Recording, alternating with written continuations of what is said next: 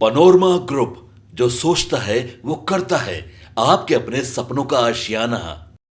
बिहार की राजनीति धीरे धीरे एक ऐसे मोड़ पर पहुंच रही है जहां सवाल यह नहीं रह गया कि सत्ता आज किसके हाथ में है, बल्कि असली सवाल यह है कि नीतीश कुमार के बाद सत्ता संभालने लायक चेहरा कौन होगा। यह किसी एक नेता की बात नहीं, बल्कि एक पूरे युग के बाद बनने वाली नई राजनीतिक व्यवस्था का सवाल है। बीते करीब 2 दशकों से नीतीश कुमार बिहार की राजनीति के केंद्र में रहे हैं। गठबंधन, संतुलन और प्रशासन तीनों को साधते हुए उन्होंने सत्ता को अपने तरीके से संभाला है। लेकिन अब यह लगभग तय माना जा रहा है कि बिहार की सियासत पोस्ट नीतीश दौर की ओर बढ़ रही है।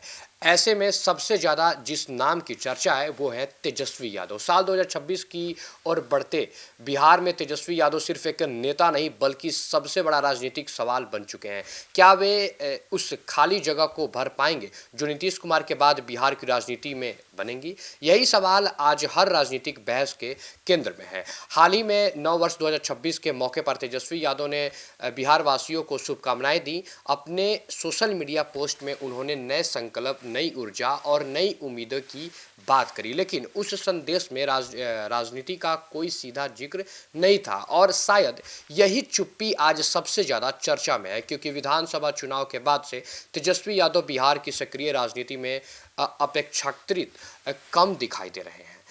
कुछ समय सदन में उपस्थित के बाद वे परिवार संग विदेश यात्रा पर चले गए, जबकि आरजेडी को संगठनात्मक मजबूती की सबसे ज़्यादा ज़रूरत महसूस की जा रही थी।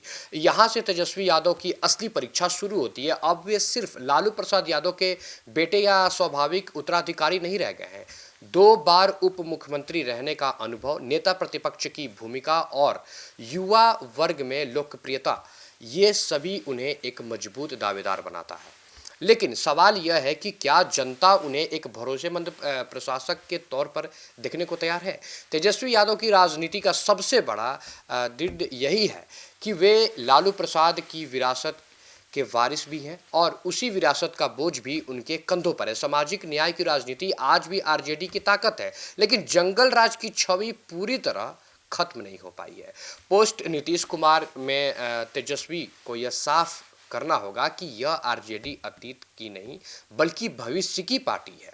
गठबंधन की राजनीति भी तेजस्वी के लिए बड़ी चुनौती होगी। कांग्रेस, वाम दल और अन्य सहयोगियों को साथ लेकर चलना आसान नहीं है। नेता बनना और गठबंधन का सर्वमान्य चेहरा बनाना दो अलग अलग चीज़ें हैं। संतुलन बिगड़ते ही पूरे राजनीति कमजोर पड़ सकती है। रणनीति, उधर बीजेपी भी पोस्ट नीतीश बिहार में खुद को मुख्य विकल्प के तौर पर पेश करने की तैयारी में है। एक तरफ बीजेपी स्थिरता और केंद्रीय से जुड़ाव की बात करेगी, तो दूसरी तरफ तेजस्वी खुद को युवा, स्थानीय और रोजगार केंद्रित नेता के रूप में सामने रखेंगे। असली लड़ाई यही होगी। सबसे अहम भूमिका युवा मतदाताओं की होगी, जिनके लिए नीतीश युग इतिहास है। उनके सवाल सीधे हैं: नौकरी मिलेगा या नहीं, पलायन रुकेगा या नहीं। अगर तेजस्वी यादव इस वर्ग का भरोसा जीत पाए तो वे पोस्ट नीतीश बिहार के सबसे मजबूत दावेदार बन सकते हैं। अंत में सवाल वही है, पोस्ट नीतीश बिहार तेजस्वी यादव के लिए अवसर भी हैं,